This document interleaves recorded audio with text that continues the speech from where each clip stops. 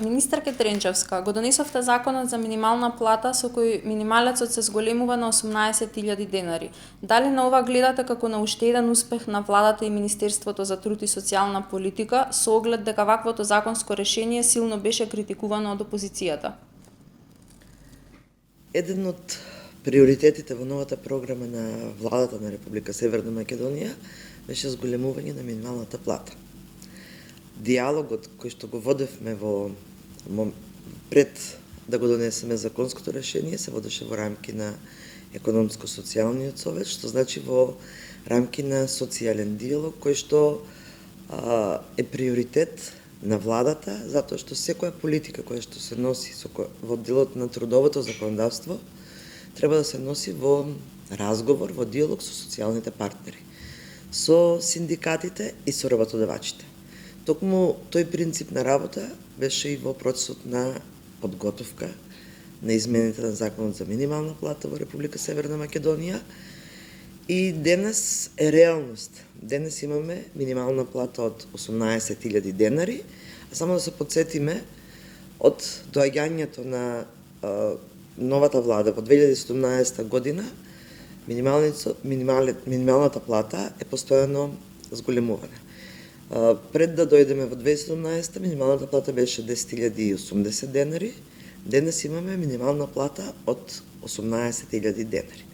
Значи, како влада се грижиме за пораст на животниот стандард кај граѓаните, се грижиме за подобрување на економскиот статус на работниците и за напредување на нивните права од работен однос. Не би рекла дека законското решение кое што го понудивме на собрание е силно критикувано. Критиката беше во делот на усогласувањето на платите и амандманите кои што ги донесоа, кои што ги предложија опозицијата беше да се суспендира социјалниот диалог, што не е принцип на работа на оваа влада. Сушност, критиката беше во осогласувањето на останатите плати со минималната плата, што не е предмет на регулирање на законот за минимална плата. Тоа беше и образложението што го дадов како министерка при бранењето на законското решение во собранието, дека низ социјален диалог ќе се оди повторно со синдикатите и работодавачите, за да ги осогласиме останатите плати со минималната плата. Кога зборуваме за решението за минимална плата, сакам да споменам дека со предлогот кој што веќе е реалност и е усвоен од страна на собранието, всушност ја менуваме методологијата за осогласување на минималната плата, што значи континуиран раст на минималната плата, раст кој што зависи од порастот на трошоците на живот и од порастот на просечната плата. Тоа се новите критериуми кои што ги ставивме како во делот на методологија за осогласување на минималната плата, 50% од порастот на трошоците на живот и 50% од порастот на просечната плата во претходната година, согласно податоците од Државниот завод за статистика. Она што е друго значајно да се спомне во делот на минималната плата е дека воведовме нов критериум, дека минималната плата никогаш нема да биде пониска од 57% од просечната плата. Ова значи дека усогласувањето на минималната плата, висината на минималната плата, нема да зависи од политичка волја, нема да зависи од тој кој што е на власт, туку е системско решавање на прашањето. И самото законско решение гарантира дека минималната плата ни во еден момент нема да биде пониска од 57% од просечната плата.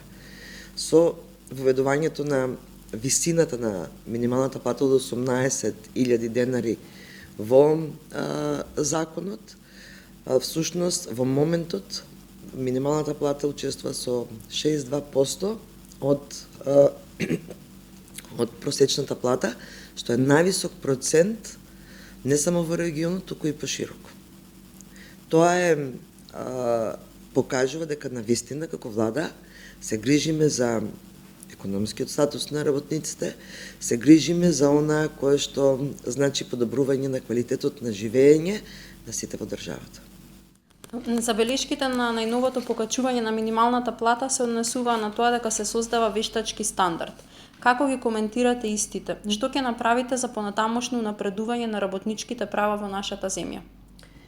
Минималната плата е само еден сегмент со кој што работиме во делот на унапредување на правата на работниците, сегмент кој што оди кон тоа да се подигне економскиот статус, како што реков, и животниот стандард на работниците. Не би рекла дека се создава вештачки стандард, затоа што најдобрата инвестиција на која што може да има една држава е инвестиција во човечкиот капитал, инвестиција во работниците, инвестиција во граѓаните. И на тој начин создаваме поинклузивен раст, економски раст во државата и создаваме и инвестираме во буџетите на секое семејство. Од 15.194 на 18.000 пораст на минималната плата е пораст за 3.000 денари, што значи дополнителни 3.000 денари во буџетот на семејството, доколку еден член од семејството примал минимална плата. Доколку се двајца, значи имаме подобрување на стандардот и буџетот на ова семејство за 6.000 денари, односно некаде околу 100 евра на месечно ниво. Понатаму, во текот на месец март ќе се свика работната група, значи во моментот во Министерството имаме предлог за измени на законот за работни односи, односно донесување на нов закон за работни односи, што ќе значи дополнително унапредување на работничките права.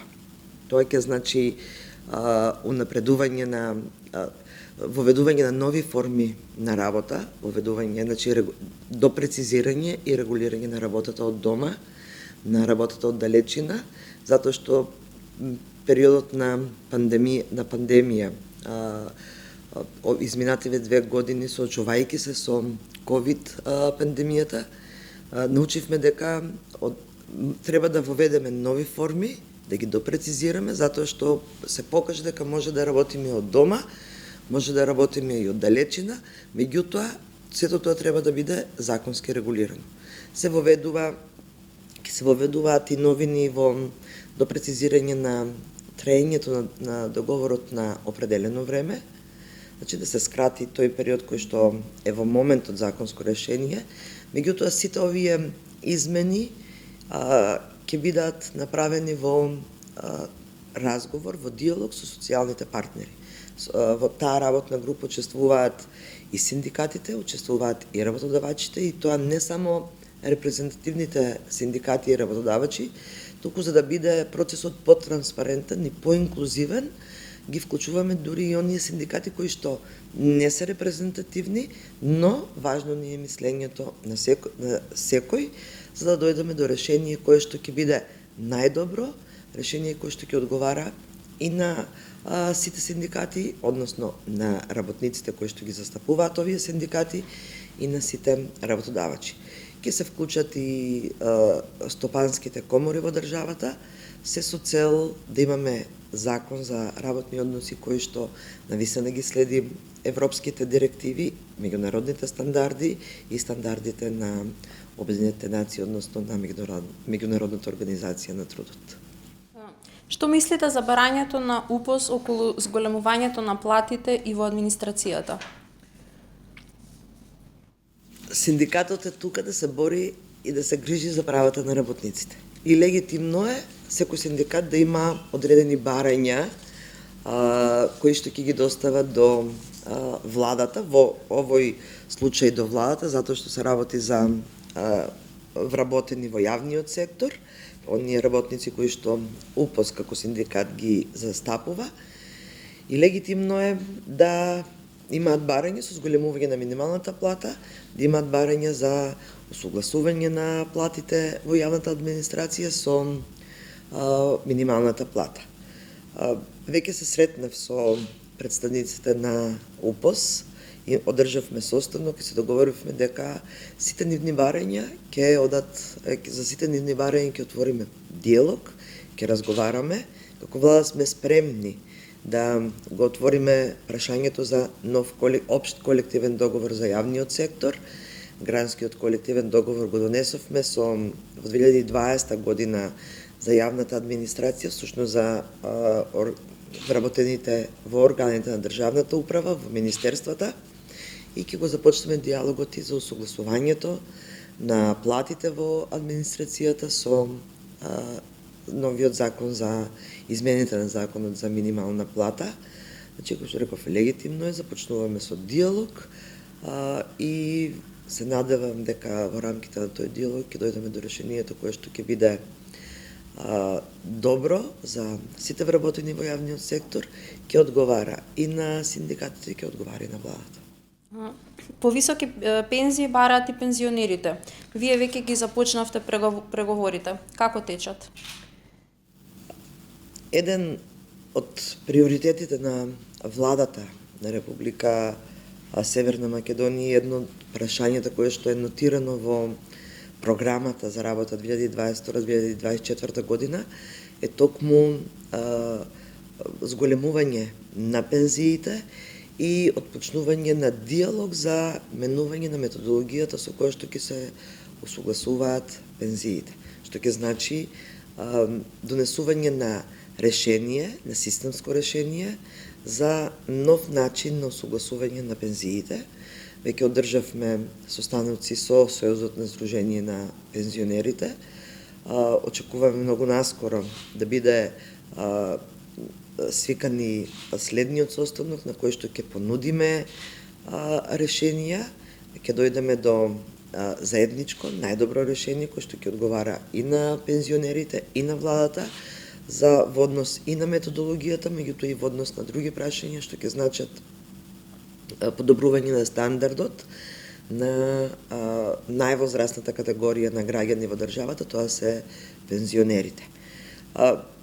Пензионерите на состанокот кој што го имавме ги кажаа нивните барања, предлози кои што ги имат, ги доставија до Министерство за труд и социјална политика како ресорно министерство, ги доставија до владата, се праваат проекции за да го најдеме најдоброто решение, како ќе дојдеме до критериуми, до методологија, која што ќе значи постојан раст на пензиите, раст кој што исто така нема да зависи од политичката волја на владата во тој момент, туку континуиран раст и континуирано подобрување на условите за живот на пензионерите. Какви се состојбите во доменот на социјалната правда во нашата земја? Можете ли да направите паралела помеѓу социјалната помош која социјално загрозените граѓани ја добиваат до 2017 година и што од тогаш до денес е направено за ранливите категории граѓани? Од 2017 до сега е навистина многу направено. Борбата против сиромаштијата ја поставивме високо на агендата на владата и на Министерство за труд и социјална политика како ресорно министерство кое што ги креира политиките за социјално ранливата категорија на граѓани со реформите кои што ги направивме во делот на социјалната заштита во 2019 година. Навистина успеавме да им помогнеме на голем број граѓани кои што се наоѓаат во социјален ризик. Дел од процесите кои што беа дел од програмата се забавени заради состојбата со пандемијата, која што не е само состојба кај нас, туку тоа е еден глобален проблем со кој што се соочуваат сите држави во светот изминатите 2 години. Меѓутоа, она што е најважно и кој што сакам да го истакнам е дека системот на социјална заштита е способен и во време на пандемија да ги абсорбира сите оние граѓани кои што се наоѓаат во социјален ризик, односно сите оние граѓани кои што се материјално необезбедени. Ја покачивме помошта која што државата ја дава на социјално ранливите категорија на граѓани, која до реформата беше позната како социјална помош, денес е тоа гарантирана минимална помош, ја зголемивме за 300%, го зголемивме офатот на децата кои што примаат детски додаток и офатот на децата на кои што и учениците кои што примаат образовен додаток. Денес 47.000 деца во државата примаат детски додаток, а 30.000 деца и ученици примаат образовен додаток, што значи дополнителни средства, финансиски средства во семејствата на од каде што потекнуваат овие деца. Гарантирана минимална помош примаат околу 36.000 материјално необезбедени семејства, значи кои што не се оставени без било какви финансиски средства, туку со оваа минимална помош државата обезбедува да овие семејства излезат од сиромаштијата и да можат да ги обезбедат основните услови за екзистенција на овие домаќинства. И го донесовме во 2019 година и Законот за социјална сигурност на старите лица. Тоа право кое што го примат граѓани на 65 годишна возраст, кои по било кој основ не може да остварат право на пензија. Државата секој месец им дава надоместок на овие граѓани по 6.000 денари и 1.000 денари за да можат да ги платат сметките за струја или било кој енергенс на кој што го користат во текот на грејната сезона. Во услови на ковид, овој додаток е проширен не само во делот на грејната сезона, туку во текот на целата година. Граѓаните кои што примаат право на социјална сигурност, гарантирана минимална помош, примаат дополнителни финансиски средства од 1.000 денари. Го решивме проблемот и на 13.000 стечајци, кои што примаат од државата од околу 9.000 денари месечен надоместок, се до моментот на остварување на правото на пензија на овие граѓани. Со новите измени на законот за кој што го регулира оваа прашање, ги олеснивме условите за да можат сите оние работници кои што работеле во фирми кои што отишле во стечај, да можат да добиваат од државата месечен надоместок од околу 9.000 денари. Ја намаливме границата за лична асистенција на лицата со попреченост и таа лична асистенција може да добие дете или лице со попреченост од 6 до 64 годишна возраст. Во моментот 200 деца имаат лични асистенти кои што им помагаат во секојдневниот во обавувањето на обврските секој ден, а најмногу 80 часа во месецот. Понатаму процесот на деинституционализација продолжува. Значи го започнавме и продолжува и ги вадиме од гломазните институции кои што постојат во државата, лицата со попреченост и ги сместуваме во мали групни домови, во атмосфера која што е налик на семејната атмосфера. Исто така го зголемивме и правото на попреченост за лицата со попреченост.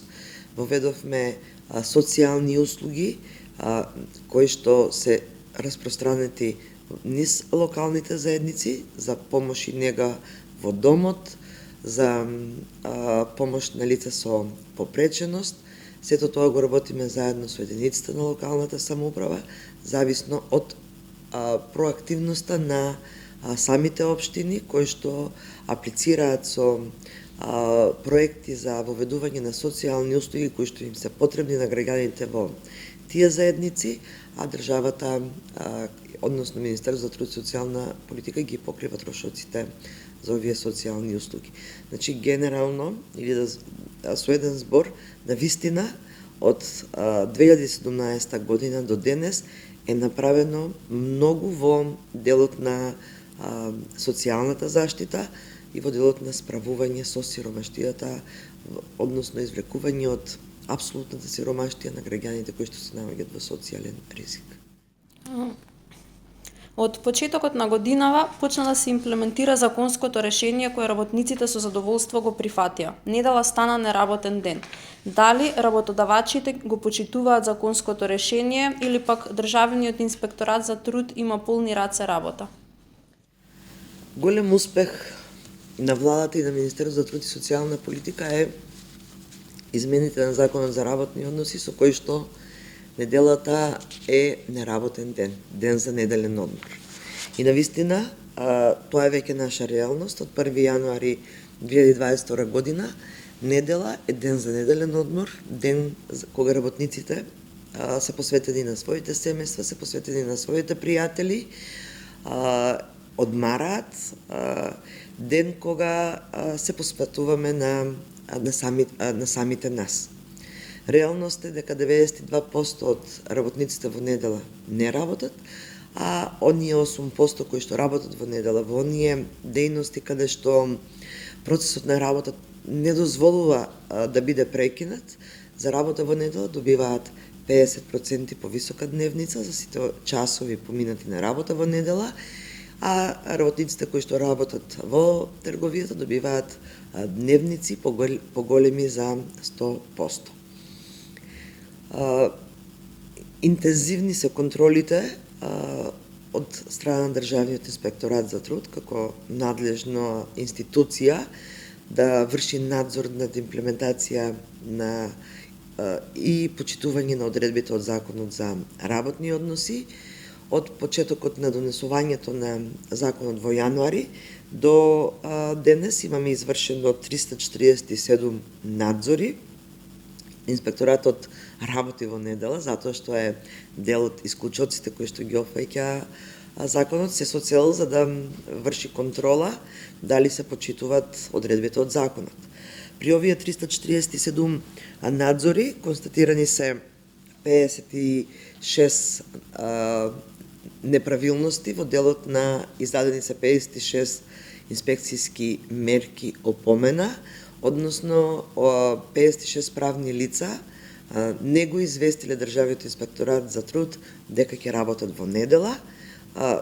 Сите овие 56 постапиле по решението за опомена од страна на Државниот инспекторат за труд и доставиле известување дека ќе работат во недела, а кај 14 работодавци издадени се инспекцијски мерки забрана за вршење на дејноста во рок од 15 дена согласно прекршочните одредби и одредбите од закон, значи казнените одредби од Законот за работни односи.